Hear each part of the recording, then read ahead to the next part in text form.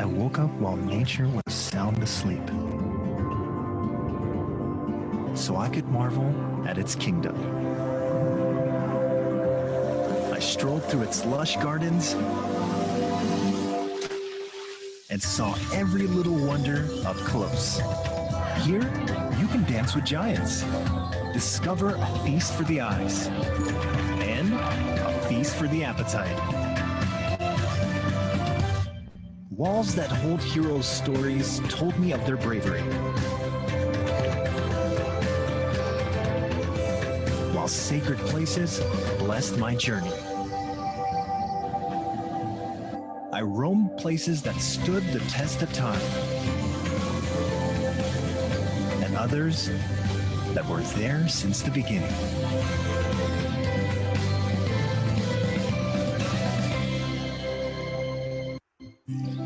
I woke up Every day, I wake up to a feast.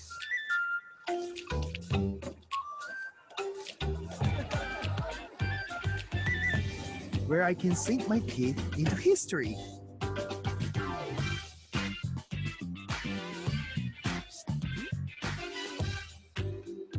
Or shock my taste buds with something new. It's here I learned the color of sweetness, expanded my pantry, and my appetite.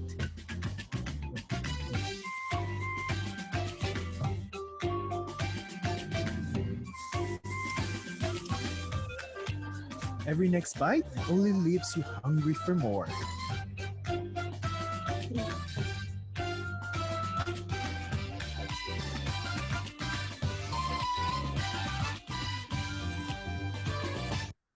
Every day, I wake up. I just woke up from the time of my life. It started with a major throwback. Then I got to meet the big shots.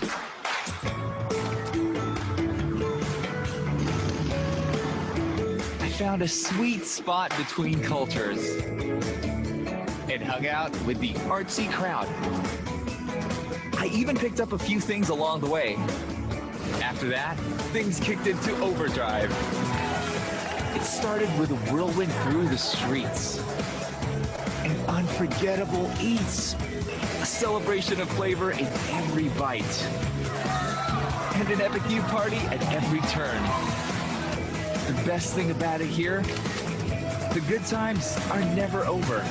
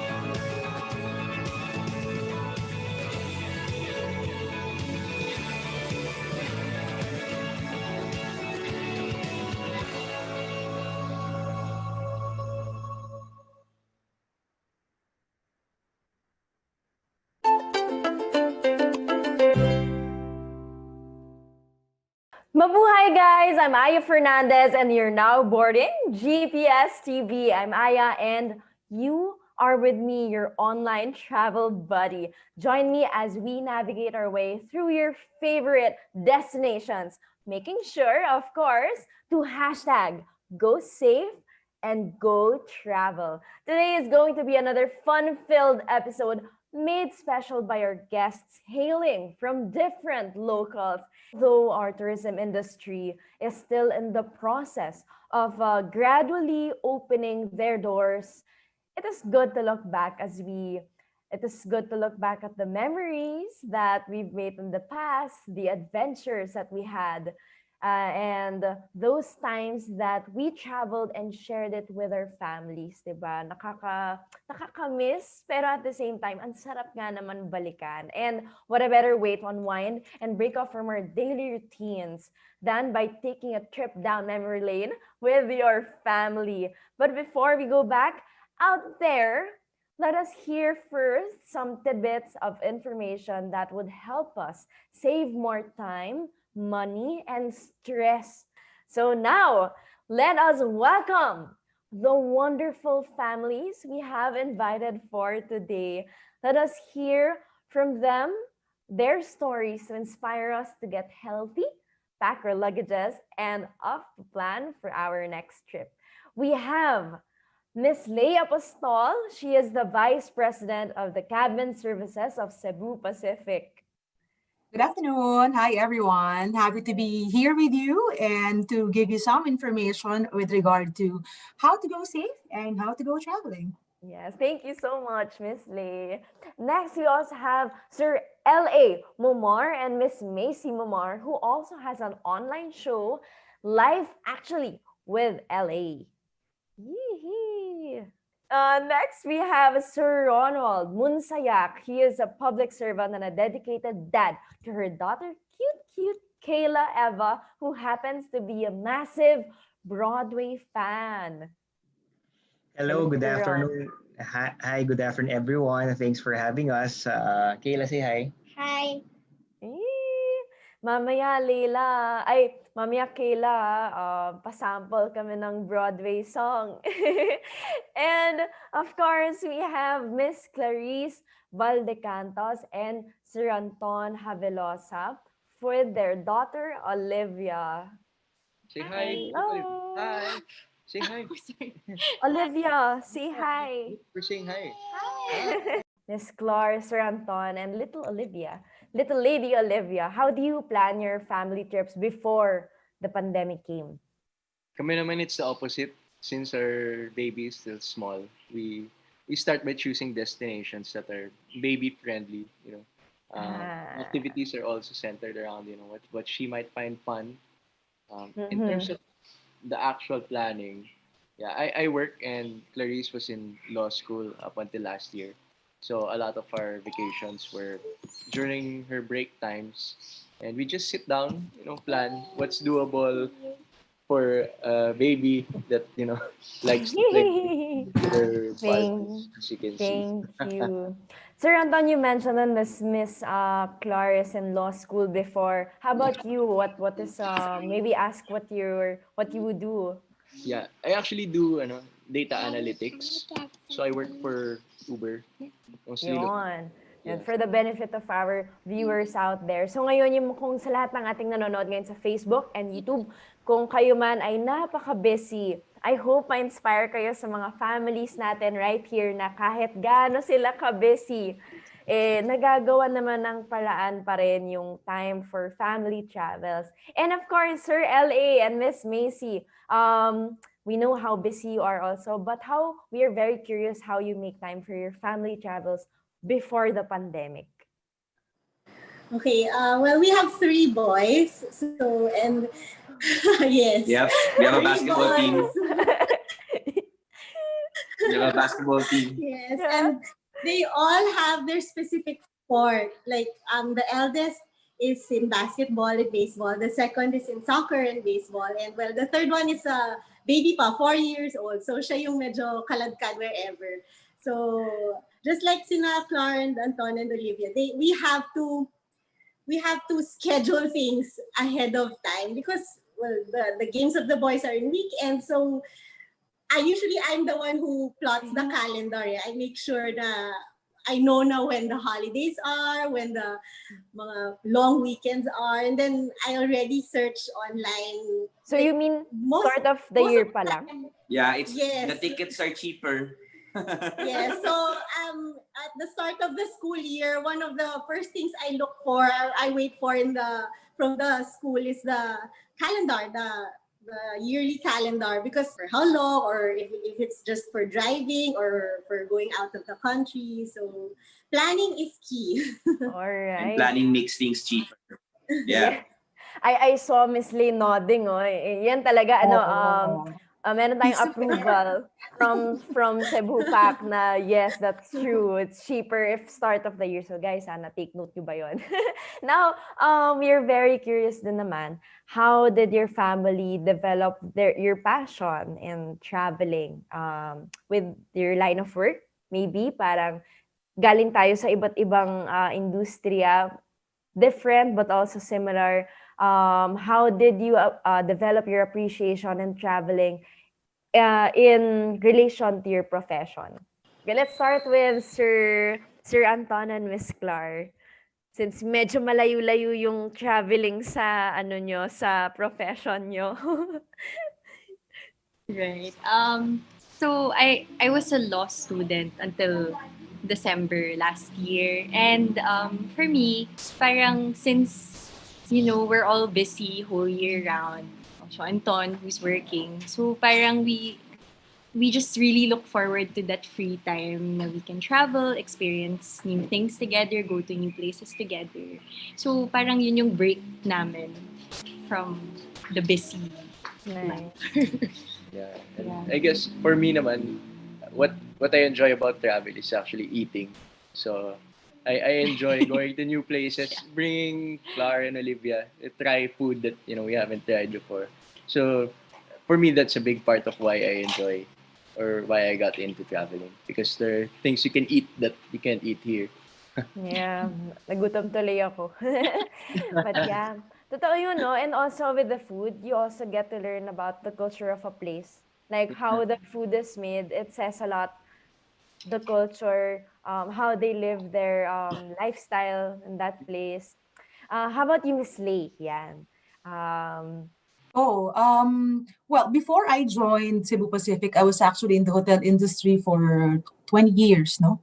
And while there's free tickets if you're a member of an airline organization, there's free hotel accommodations naman if you work for the hotel industry, and if you're lucky enough to be working for a chain. So I used to be part of different chains. So I used to be with the Hyatt, I used to be with the Peninsula, and these brands have hotels worldwide, and they have different perks, no? Some would allow you to stay until 9 days, some would allow you to stay 3 days lang. But because of already having that free component in your travel, so it became natural for me and my family to really say, hey, this year we have to utilize your perk.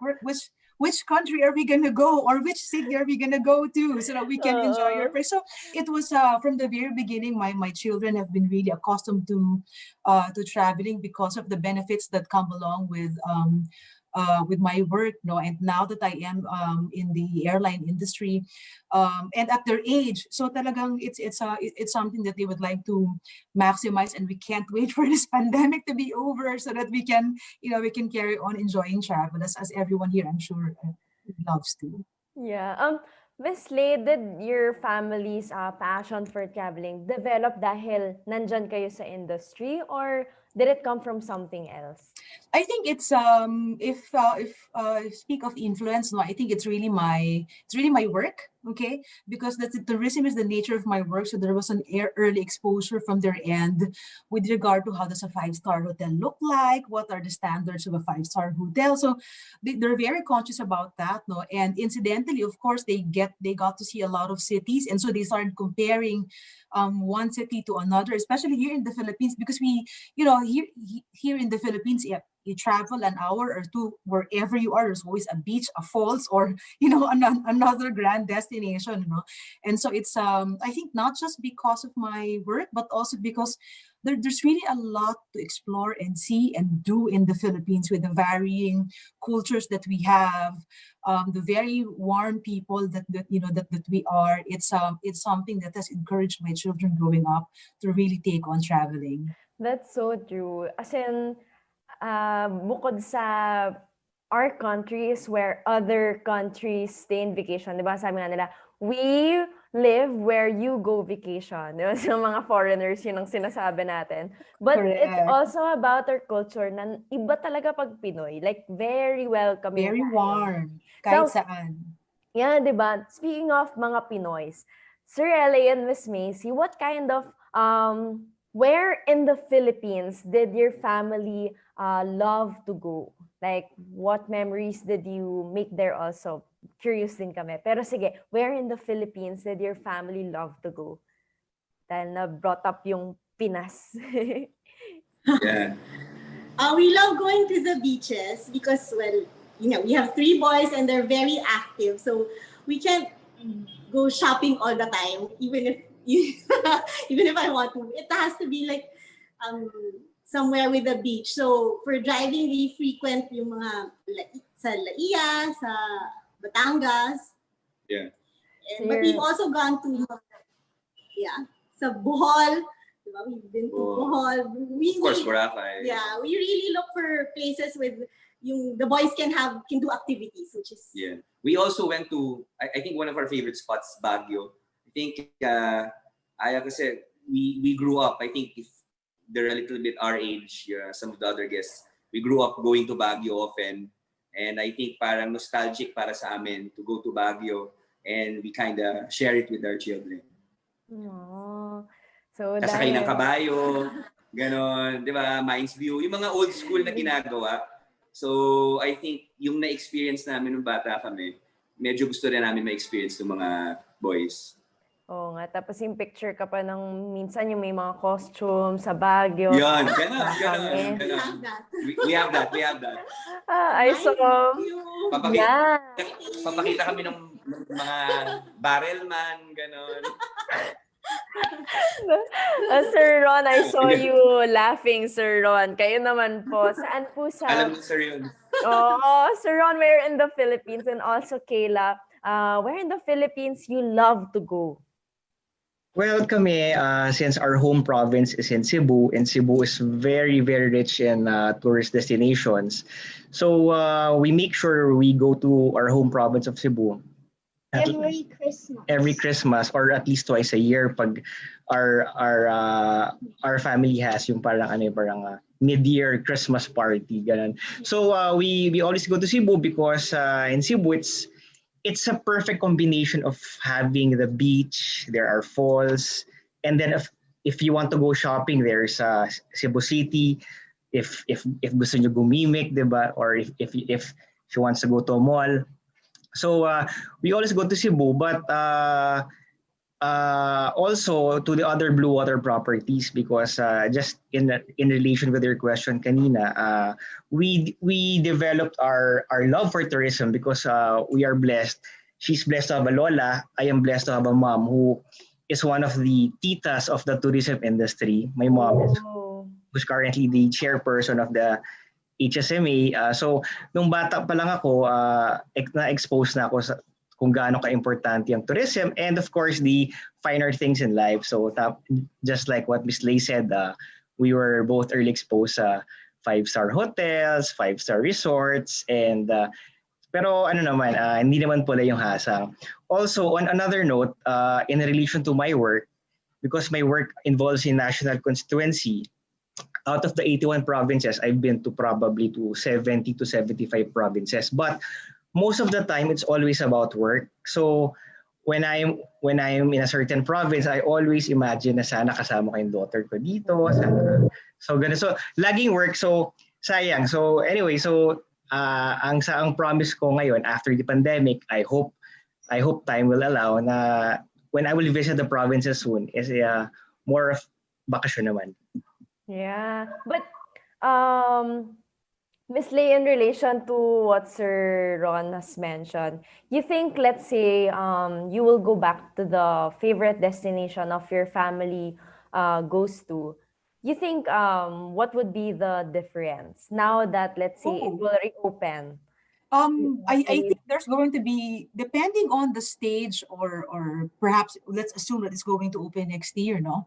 I think depending on the stage after the opening, there will be different sort of norms, no? For all the travelers to somehow adhere to, no? So I think one norm would be that there will be, as soon as we start opening up, and that there will be faster testing so that faster testing in terms of well, COVID, obviously, because it's the biggest hindrance to traveling, or whether it's tourism or whether it's for business. No, I think all of the LGUs are right to worry about their constituents, no, and really put varying measures in place. And so I think one norm would be a specific city would have, or a specific LG would have its own set of rules that they would like to, or requirements that they would like to implement. And so our travelers will be more conscious about this, so they will start checking things. I mean, planning will be more, no? If it was extensive before pre-pandemic, I think it's going to be far more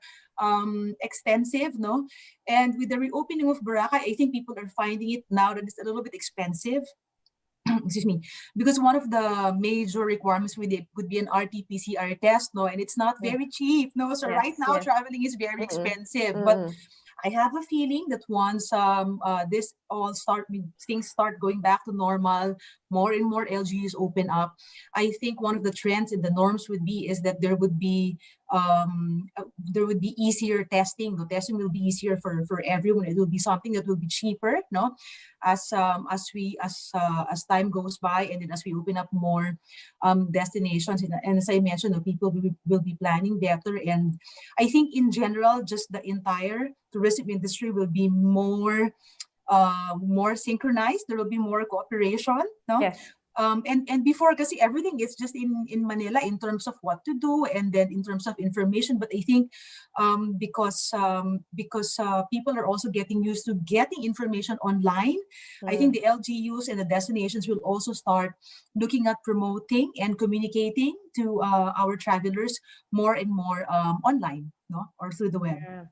Now that we've also heard from Miss Lay, to our viewers on Facebook and YouTube, as much as we want to, paano ba, nag-reminisce kasi tayo ngayon ng mga family adventures, yung mga pa-throwback, pero pag pinag-usapan yung talagang preparation, napansin nyo na parang talagang we take it seriously, diba? Yung kung gaano tayo mag-enjoy or kung gaano tayo nag-enjoy in the past, ganun din dapat kabigat yung preparation natin on the safety protocols, di ba? Mas maganda nga yung naghahanda tayo as a family. Since Kayla is here, Sir Ron, how will you explain to Kayla about the, let's say you will travel, about the condition right now? Kasi, di ba, ang daming mga safety protocols na hindi masyado child-friendly. So, how do you think you would explain, or Kayla can speak also, you can ask her now, how will you explain the new normal in traveling? How do you think? You want to answer? Well, first of all, medyo aware na siya sa situation, because she also knows she also watches the news. And so before we go to a place, we must make sure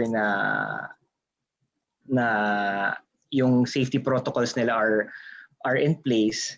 And I think yung fear niya kasi is the swab test eh. So swab test. So before we go to a place, we must make sure na it must be open already for minors, and also for senior citizens, her lolo and lola. So, nga, no? Parang mahalaga na that the child watches the news also, para hindi sila mabigla nga. No? Thank you, Sir Ron. How about you, Sir LA and Miss Macy? I believe you also have little kids pa? We have 3 boys, 13, 10, and 4. So, all right. How will you? Yeah, tapos Wait. boys pa. Well, nothing against little boys, pero I just heard na pag little boys, sobrang kulit daw. Now, how will you explain to them That's true. How will you explain to them without looking KJ yung safety protocols when you travel now? Well, for us, we think our children won't mind. Nag-usap nga kami. Yeah. Kahit naka-goggles sa naka-spacesuit sila, okay lang, because they really want to go out na. Ano yun, parang they really, I really think with knowing my boys, kami, they won't mind any kind of protocol. They really just want to go out and And ano na sila explain lang namin na these are the rules if you want to go out. Pero parang whatever it takes, I think nandun na sila sa attitude na gusto na namin lumabas. And we want to hit the beach or do other things. Nga naman. Wala nang KJ ngayon basta makalabas. Oo nga naman. Exactly. How about you, Sir Anton? You have parang pareho lang pala, 4 years old.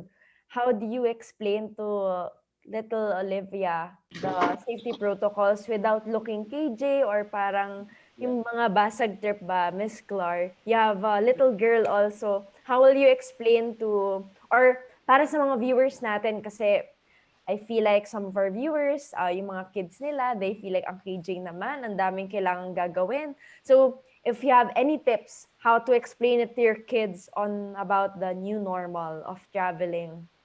Actually, the easiest trick is to turn it into a game.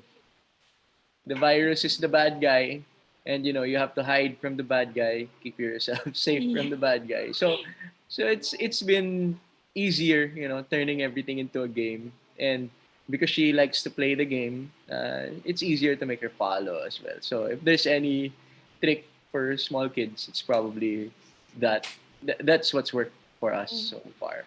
Ang cute! Yeah. Oo nga, no? Ang galing. Gusto ko yun. Guys, tandaan natin yun, ha? So, how about you, Miss Lay? Alam kong malaki na yung mga children ninyo. Pero kayo po, paano nyo po sila I'm thinking of why didn't I think about that trick when my kids were younger? Make them follow, make them think it's a game. So no, that's very smart. My kids are older now, so they quite they have a good understanding and just like the boys of LA and just like Kayla and just like Olivia, I think my kids are also wanting to go out na. Parang they're just waiting for the LGUs to say, oh, pwede na, you can start visiting us. And I think they'll just say, Mom, let's go. I mean, we have free tickets. We can just go there. And as I said, even if my youngest is a PWD, she's also quite active. So we really are looking forward to going to the beach. And I guess my girls, they will just follow whatever protocols are put in place to be safe, and to enjoy at the same time. So, would you agree na since mas matanda na yung mga kids ninyo, it is understood na mas madali na yung pag-explain and mas disiplinado na sila? In fact, they're far more disciplined than I am when it comes to following the safety protocol. So sometimes they would see me, if I'd like to go out, I'd tell them, hey guys, I'm going to go out for supplies run, and they would always be the ones who tell me, Mom, where's your mask? Where's your face shield? Or do you have your alcohol with you? Don't forget, if you touch any surface, alcohol your hands. So they understand everything as far as safety protocols are concerned, and they know it's good for everyone. So sa mga nanonood ngayon, kung ang age nyo ay 16, 18, college student ka, you are expected to be disciplined, ha? Kaya ako tinanong yung tanong na yun. Kasi wala kang dahilan na hindi sumunod kung ikaw ay ganong edad na talaga. So, hello sa'yo, viewer. Huwag kang matamaan. Bato-bato sa langit. Tamaan, huwag magalit. Tayo ay maging disciplined and of course, mindful traveler. One question before we have a break. Can you share us a memorable family travel from the past na would want to make you travel again? One memorable experience from the past. Sir L.A., I see you smiling right now, and Miss Macy. Yeah, I'm smiling kasi wala akong maisip. Dalawa lang. No. I'm just kidding. No, siguro what? Our recent one in Japan. Think that's the one we really want to go back to as soon as things open up. The boys have been saying also na we want to go back. Parang I think with Japan kasi, which is the different language and so efficient. It's so, 'di ba, yung parang na-amaze yung mga kids and it was their first time in Japan. So I think they were just amazed at parang how organized and how disciplined and how things work. And of course, kasama mo na yung mga Disneyland and Oo nga Disney Sea, naman. ganyan. Sir Ellie, how about sa local destination naman? Like, ano yung memorable local travel niyo? Baka beach talaga kami. Boracay talaga, the white sand. Or, nasabi ni Sir kanina, Cebu, kasi taga Cebu din kami, so hindi ko pa nadadala yung mga bata. I wanna bring them. Basta medyo beach. No? Yeah, kasi sa beach, from the moment we wake up, we're in the beach na until sundown. Oh, tuloy-tuloy na yon. Yeah. Just leave us there, we're there na by the shore. Saka mas matipid. True, I think you will love the pink sand in Zamboanga if you've heard about it na. Kasi, yeah, meron din tayong pink sand in Zamboanga plus super cheaper yun. Kasi, I think meron din ata sa ibang bansa, but then, meron tayo sa Zamboanga na hindi pa ganun kasikat. Kaya nga, alam mo na mas mababa ang cost doon. Kasi nga, hindi pa ganun kasikat eh. So, you might wanna try the pink beach. Yeah, definitely. Baby pink talaga yung itsura niya. Although I haven't been there. Sige. Patanggal mo na yung protocol sa LG. How about you, Sir Ron? Meron ba po kayong memorable travel sa local destination with your family na, talagang that would make you wanna travel again with little Kayla? Yes. Kanina when you asked the question, we were brainstorming kung ano yung sagot namin. Okay. Where? Sumilon Island in Cebu. Sumilon kasi is an island, so it's very near, but it's isolated from the mainland. So it gives us the quiet time that is much needed away from the hustle and bustle of Metro Manila, where we can have quality conversations as daddy and daughter without being disturbed by the continuous use of gadgets. Oh, is Sumilon near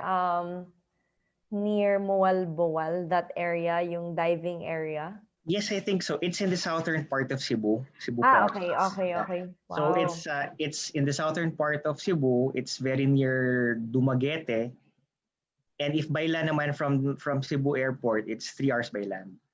If nasa beach kayo ni Kayla, what's your activity? Or like, what's your most memorable activity in the beach? Go, answer. I don't really like swimming in the beach. I like swimming in pools, but I'm not a beach person. Because I don't like swimming. Salt water gets in my eyes. You just like hanging out by the beach. Yeah. Kayla, are you forced by daddy to go to the beach? No. Oh, no. You would love to go with daddy to the beach. Si daddy yung sumagot ng yes. Thank you, Kayla. Do you also sing by the beach, Kayla? No, but I imagine myself. She sings everywhere, all the time. Would you give us a sample if we would ask you to sing for us? Maybe. All right. Sige nga. Can you give us a sample? What song would you sing by the beach with daddy? Broadway songs, maybe Hamilton. If you notice, we're wearing matching shirts. Hamilton shirts. So it's her obsession right now. Actually, her lolo and lola and I promised her after the hopefully pag may vaccine na, go to New York to watch Broadway. Oh, all right. Sige, later. Kayla, would you give us a song before we go to the break? Maybe later na. Okay, sige, later. And later on, guys, we will hear the favorite memorable family travel from Miss Lay and Miss Clar Seranton and Little Olivia after our short break. And I'm really thrilled hearing the stories from our past travels. Ako mismo parang napapaplano na tuloy ako ng travel ko with my family. So, when we come back after the short break, we will get to know more tips and tricks when we go traveling with the family. Because more than anything, we should always prioritize to #GoSafe, go travel.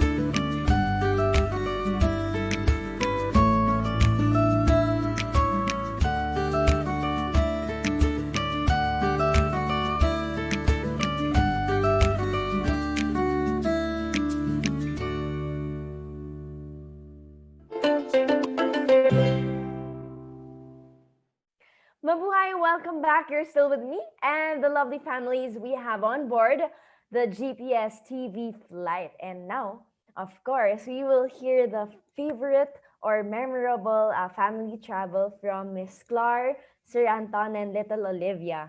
Ano po yung inyo naman? Can we name Yeah. again? Ours was we traveled as a party of 100, so that was super memorable. We all went to Bohol as a family, like extended family. We had a family reunion in Panglao, and we had the resort all to ourselves. Wow. It was super memorable because it's the first time we were complete, like all the way to my grandparents, siblings. Yeah.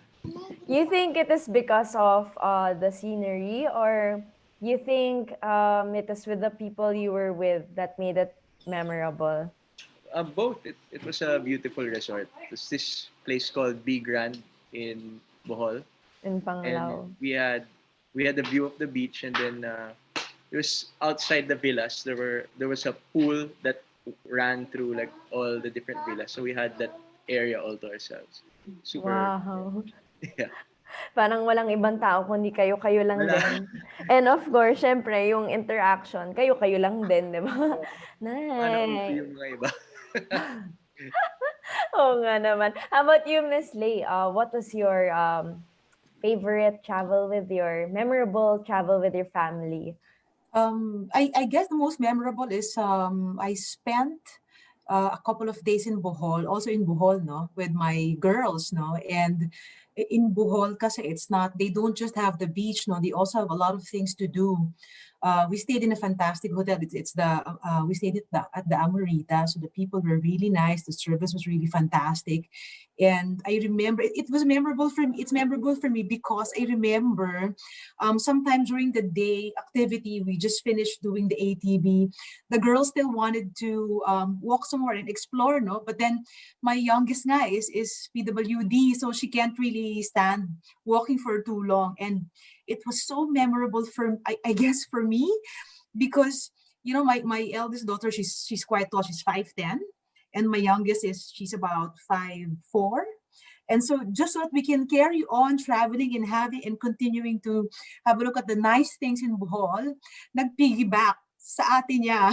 Yung Oh. bunso, it was so sweet. People were like, why are you doing that? I said, well, yeah, she's PWD and they're fine. And we just want to carry on traveling. And so the other people who were in the group were just looking at us. They were also laughing. And I think they found it very sweet. And that moment touched my heart. I mean, I have two kids who Oh. they love each other, and they're just having fun, and they don't care what it takes, just so that we can carry on having fun with that on that specific holiday. So Yeah, quite memorable. and for sure, those people who were laughing, they were laughing because it was too cute. It was cute. It was very cute. So, and we carried on. We just walked and then looked or continued looking around. Oh, thank you, Ms. Lee, for sharing that with us. And now, kanina, we've been mentioning you want to prepare before you go out now with your family, the safety protocols, the guidelines, make sure that the places are children friendly. Now, let's break that concept even more this time. Hindi natin maiwasan na maging mas maingat, lalo na at kasama natin yung mga anak natin sa mga getaways. Now, what are the specific factors that you consider when choosing a destination? Let's say accommodation, transportation, attractions, recreational activities ba? Ecotourism ba? So, what are those factors na we've mentioned kanina? How was the experience? Do you think it's safe? I think that's the primary question in everyone's heads right now. And right now, that's just because there's no traveling allowed yet. That's just applicable for going to restaurants on the very rare occasion that you really want to get out of the house and just go to one. No? And I can imagine that in the future, it would be the same. The trend would be the same, and safety protocols would be the first thing that anyone would be planning for or would be checking. Mm-hmm. Now, alam ko pati rin sa mga viewers natin ngayon, medyo rinding-rindi na tayo sa mga safety protocols. But I really believe na there is an importance on repeating it and to hear it again from our from our guests right now. Ms. Lee, when you said if a specific restaurant follows a safety protocol, ano po yun? Yung tinatanong yung kadalasan. Like, ito bang restaurant na to? Blank, blank, blank? Yeah. So of course, number one is how do you guys serve your clients or your guests? No, is there QR codes? Of course, because you don't want to start browsing through menus, diba? Because you don't know if you're not really sure if it's been sanitized. No, so Yes. I went. I dined for the first time in 6 months in this really nice restaurant. No, this is at the crew. I'll just mention it. I dined at the crew of the Marriott, and I really felt safe because they had QR codes in place. So instead of browsing through a physical menu, you can just put your phone out and then use the QR code and then just browse through the menu, and then people don't have to really talk to you close or very much direct, because you can order through the QR code. So they're highly digitalized, and you notice that the people around you, they're really observing a safe distance or physical distancing is one of the things that you observe outright when you go there. Of course, you can. It was very visible how they sanitize things. When people leave, they immediately sanitize, they replace everything. Even with the way they put down all the cutlery, it's all in a box and it's really sanitized and sealed. And so you feel safe now when you see those things. And it actually makes you ask, baka this should be the benchmark of what I should be looking for the next time I go dine in another place. No? And that actually stuck in my head. So I guess in the future, even not just with the restaurants, but even with traveling, I will watch out for conscious efforts and innovative efforts, to make sure that the guests and the travelers are safe. Yeah, true. RT, and super agree to that. How about the rest? What are your specific criteria when now that you are going to travel beyond the pandemic? Diba, meron tayong BC before coronavirus. Now, yung during and after. How about the rest? What are your specific breakdown of criteria? Yes, Miss Macy and Sir LA. Yeah, aside from what Miss Lane mentioned, because before, pre-pandemic, I would browse through like the mga reviews and yung mga videos of, parang reviews of, like, you go to the website and you see how they do things in the, like, the hotel or in the resort. Now, I check most of all, parang yung cleanliness nila. How do they sanitize? How do they clean the venue? Is how do they prepare welcoming the guests? Or are they actually particular with how many guests they welcome or they take in for this time? So for me, having little children, 3 little children, particular ako with at least sanitation and cleanliness nowadays. So, Okay. So talagang kung talagang dine-disinfect ba talaga nila every after users. So I'm pretty sure we also have viewers right now from the hotel and restaurants industry. So yun po talaga yung tinitake note namin, mga ma'am, sir. Thank you, Miss Macy and Sir Ellie. How about Miss Clar and Sir Anton? In relation to that, kasi pre-pandemic, di ba, when you look at accommodations, all we really think about is our itinerary. Like, kung ang accommodation, saan ba yung malapit or saan ba yung reasonable yung distance kung saan kami pupunta for this day, ganon. So, and now, post-pandemic, parang iniisip na rin namin yun about the accommodations and everywhere we're going. Then it's important that we choose a place that's not too crowded. You know, we might opt for an apartment versus like a high-rise hotel where, you know, you might bump into people in an elevator. So those things might come into play as well. Kasi sana ngayon hindi na uso yung ma-offend ka pag nabangga ka tapos mag-spray ka agad. Hindi na uso ma-offend ngayon. Normal na dapat yun. Thank you. Thank you, Sir Anton and Miss Clar. How about you, Sir Ron and Little Kayla? Well, actually, nasabi na nila lahat. Tama naman, just to reiterate, very important yung sanitation, yung adherence nila to the different safety protocols, and when they disinfect, for example, sa restaurant, yung mga plates, utensils, or pag sa hotels and resorts naman, yung bed sheets, diba?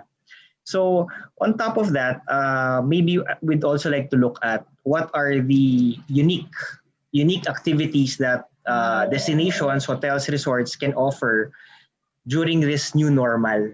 So we'd like to look at that. Ano ba yung value added proposition of us going to that destination or that establishment? Oo nga naman. Kasi during the first and second episodes, we've heard a lot from our authorities, from NGOs, from businesses, from the LGU perspective.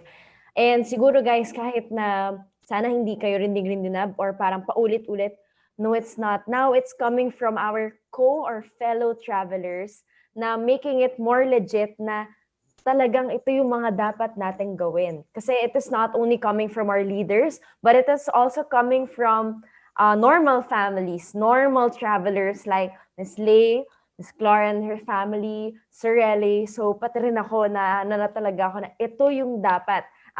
Mas OC the better. Diba? And for our last question, family tourism is driven by the importance placed on a family togetherness, di ba? Yun talaga yung nagpapa-special pag nagta-travel tayo with family. It is because it is with our family. What do you think will be the trend for family travels now? A deeper appreciation for travel, no? I think one way or another, everybody, or at least us, sometimes we take it for granted. Next year, puntahan natin yan. Next year, ganon. So that's something na we'll definitely cherish, really maximizing the opportunity to go out. Kasi nga, we're all stuck here. Tapos I think, I'm hoping, no, with that was a great question. I think with the Philippines. Kasi syempre, hindi rin ako sure dun sa ibang bansa ngayon, di ba? Parang, so hopefully, this will also spur us, two-prong na rin na to help our country economically, but also for us to see different places in our country. And I think somebody mentioned, that we have a beautiful country, and we all know that, diba? And I think magkakaroon ng a deliberate effort to travel the Philippines. So some people get to go to Japan or London, pero hindi pa na nakapunta ng, I don't know, Palawan or Cebu. So sana magkaroon tayo as Filipinos ng concerted effort to travel more. Yeah. Yeah. Beautiful. That is so true. And actually, when the SARS happened, so similar to this, it was also a pandemic in 2003, nag-boost ang domestic tourism nun. So, we are expecting it to happen the same now. And kaakibat nun, aside from economic benefits, we really do hope na mas ma-appreciate natin yung patriotism or ma-increase yung patriotism natin through tourism. Thank you, Sir LA and Miss Macy. How about you, Miss Lay? I think coming off from what LA just mentioned, no, I think it will be natural. It's going to be a natural trend in the near future for us to be traveling locally. No, the number one barrier, if I may say so, to really travel outside of the country is that because I think there's a lot more cases here in the Philippines as compared to some of our neighbors. If we're going to talk about on a per square meter basis.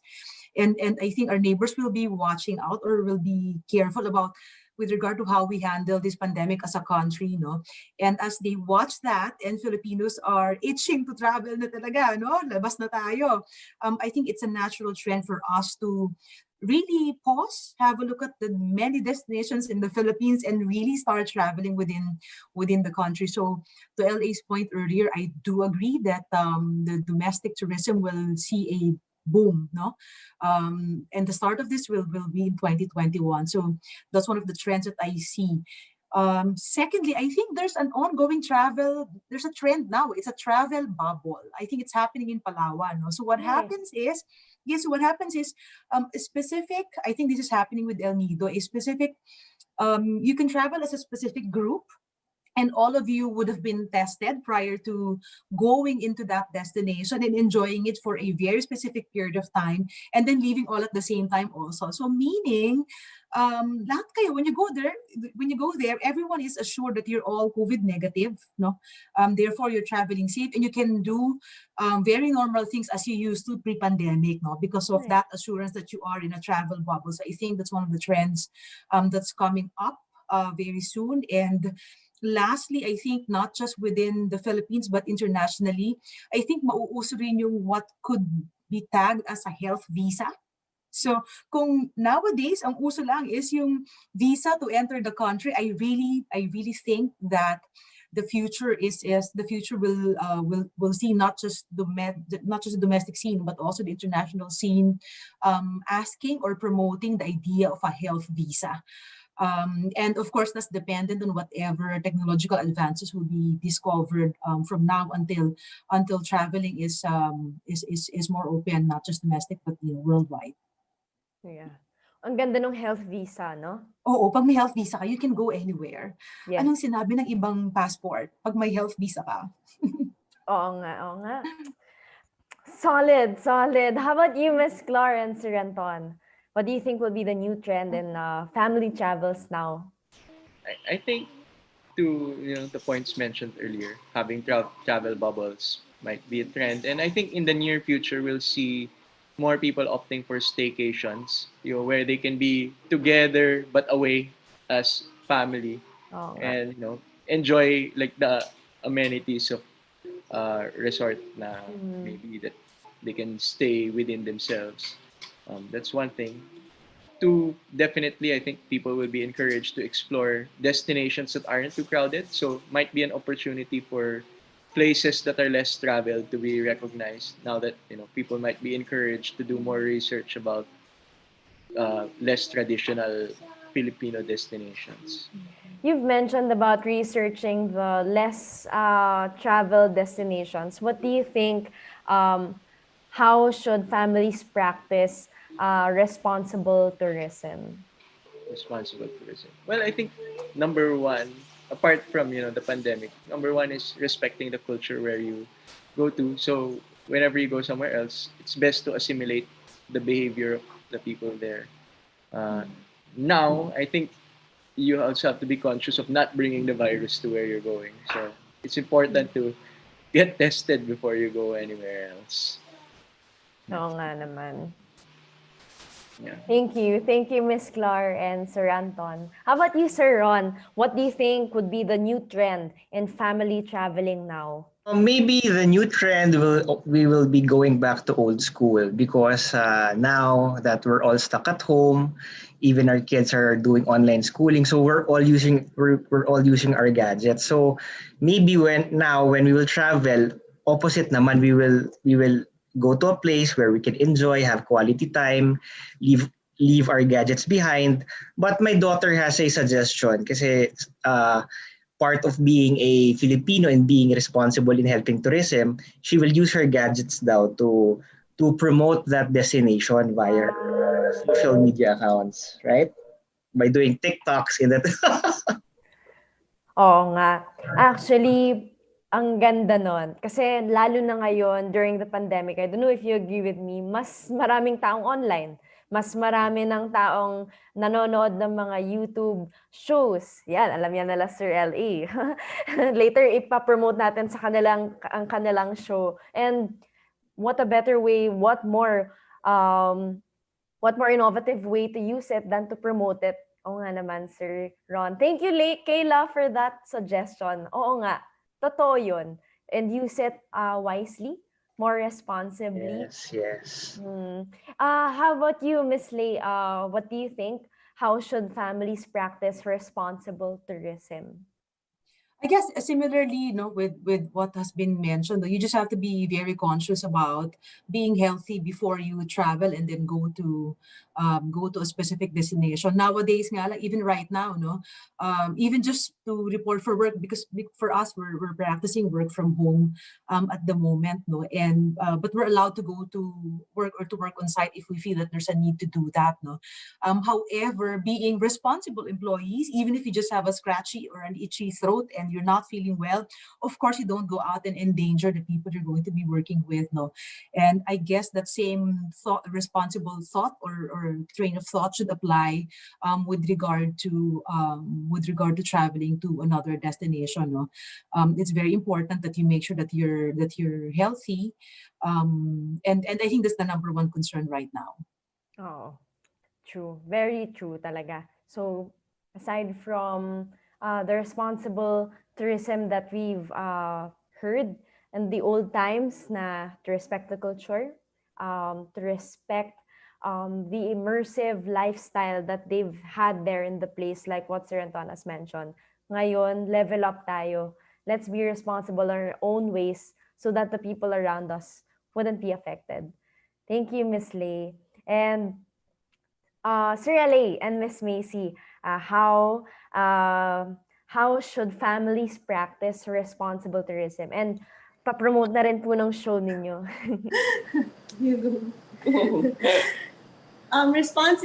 Responsible tourism, I guess you make sure first that you're healthy before you go out so that you don't spread any virus. And also, when you keep yourself healthy, you're also, your immune system is also high, so hindi ka din mahahawa. And I guess it really begins in the home. Before you go out, diba? You make sure you take care of yourself. You know how to, like, when you go out, like me, I have to make sure my kids know that they wash their hands, they don't go touching things, or because they're boys, diba? They roll around, they jump, Yeah.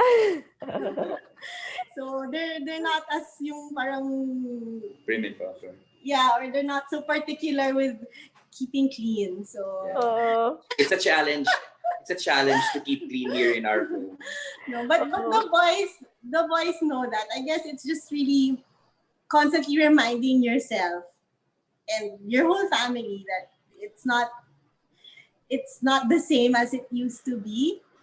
So there are extra precautions, and if we wanna continue to enjoy what we have now, we have to adapt to they say the new normal. Diba? Yeah. Yes, that's I totally agree. And since you mentioned adapt, baka kasi yung iba sa atin dito sa mga viewers, naiisip natin na hassle, ang dami kailangang asikasuhin. Pero parang, di ba lagi naman tayo talaga nag-a-adapt? So, nagkataon lang na pandemya yung kailangan nating pag-adaptan ngayon. So, any last messages, anything to plug from Miss Lay, Miss Clar, Sir Ron, and Sir LA? Any last words and last reminders to our viewers and anything that you would want to plug? plug. LA, let's plug start ka with na daw, LA. Ayoko mag-plug, nakakaya. But Dali na. live actually channel ko. But with LE Mumar. But then, seriously, I think it's really more, I think we just have to hold on a little bit, trust the leadership, and be patient. I think you ask a lot of questions about our children. And all of us, we have children here. Syempre, medyo nakukulog na rin sa bahay. We just have to continuously motivate ourselves, our children, inspire them, encourage them, pray with them, and then this will really pass. I know it's difficult, but there's no other option but to be optimistic and positive. Kasi kung hindi, maapektuhan yung family natin. And hold on a little bit, and hopefully, by God's help, we get to travel soon. Oh, I want the praying part also. Oo nga, no? How about you, Sir Ron and little Kayla, who will sing to us after they say their last messages? Well, maraming salamat for having us here. It's really quite, it's a very refreshing interview. Sabi ko, it's my first non-political interview, kaya nag-adjust pa ako. But anyway, ang advice ko lang or payo sa mga kababayan natin is kung may buy local, let's travel local. Let us help the local economy. Let's help local tourism by infusing money dun sa locality, and at the same time, let's be responsible. Magaganda yung tips na narinig natin. Let's be responsible both in respecting the natural attractions of the destination, and also by making sure that we're not bringing any virus there or leaving anything there. So, yeah. And from little Kayla, yes? The tips? I believe you're also expecting a song from you. If you want to promote something on social media, make sure not to use any bad words because that's bad. Yeah. Okay. Good. Alright. Oh, hindi siya kakanta for us. Sige, feeling ko na lang i-follow na lang natin si, No. If she won't, you'll just follow you on your social media. Perfect. And for sure, we will see it there. Thank you, Sir Ron and little Kayla. And I believe, actually, what we've discussed here is also political. But it's just that it is framed in the family setting. That's why it seems light. And yeah, so thank you for your time also, Sir Ron. Kasi alam naming busy rin kayo. Actually, everyone here in the room, mukha lang talagang fresh lahat. Kaya hindi halata.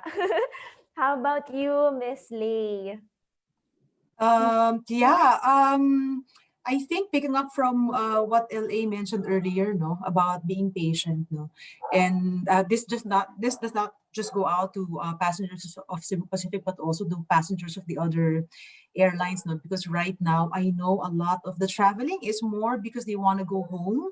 And be with families or go back to work. However, because of the varying requirements of the different LGUs, ganyan, what's happening is our kababayans are having a difficult time just to be able to get on a plane is very difficult for them because of the requirements, and to some of the points mentioned earlier, please be patient, No, it may seem to us that these are whims by the local government, but no, they're actually not. They've been put in place because they do not just worry about you, but they also worry about their constituents in terms of keeping everyone safe. And so, patience is really a word that will have to practice and carry on exercising in the coming months. No, and I agree that we should also trust the leadership and look forward to the resolutions that are on the way. I have a strong feeling good resolutions will come our way soon, and so traveling will be up again, and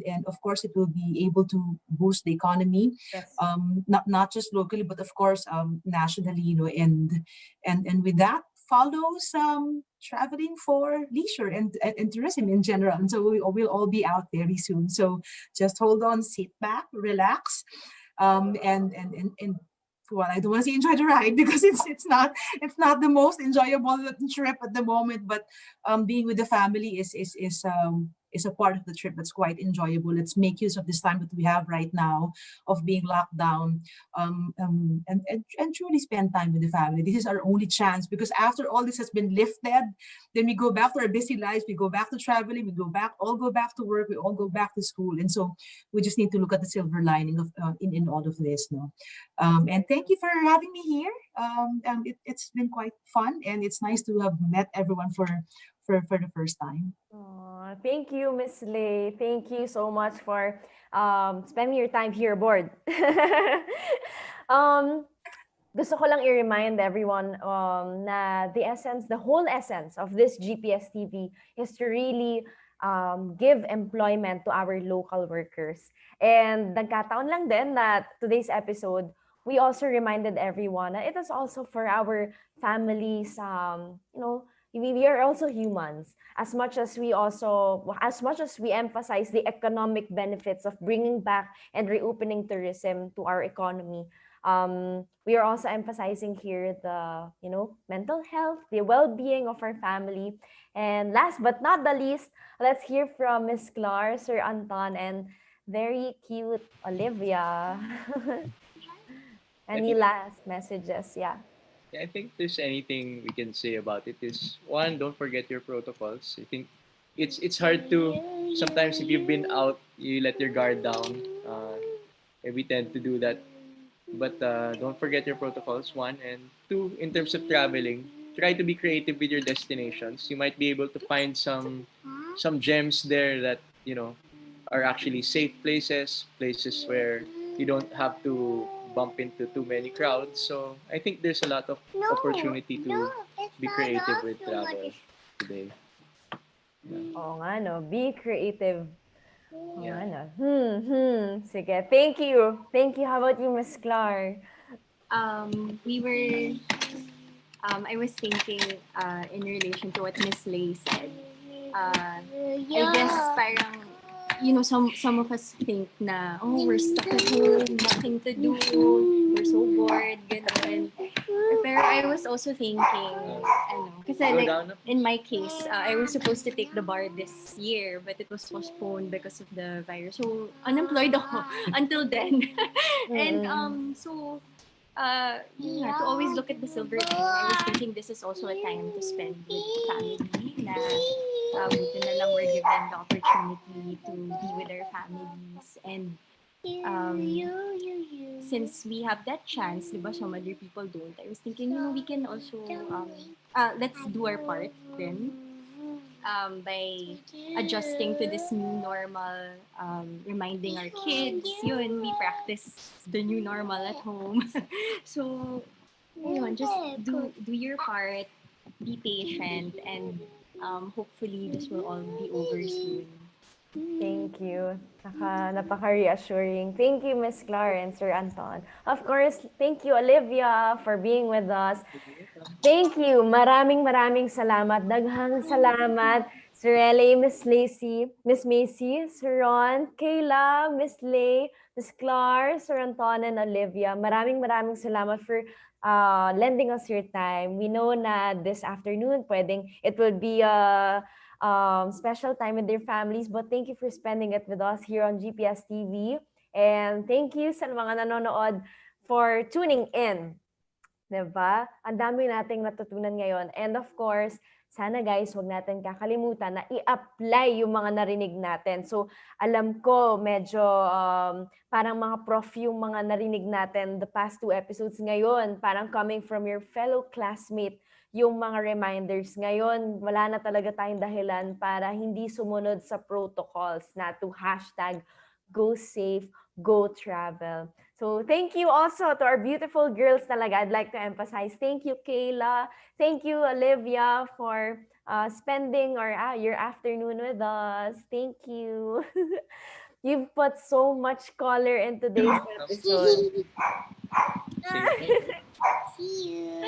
See you. Bye. All right. Thank you. For all of you there watching via Facebook and YouTube, always remember, always remember, wag sana kayo magsasawang naririnig to sa akin, to hashtag go safe, go travel, like and subscribe to our Facebook page at GPSTV Official PH, both yan on YouTube and Facebook.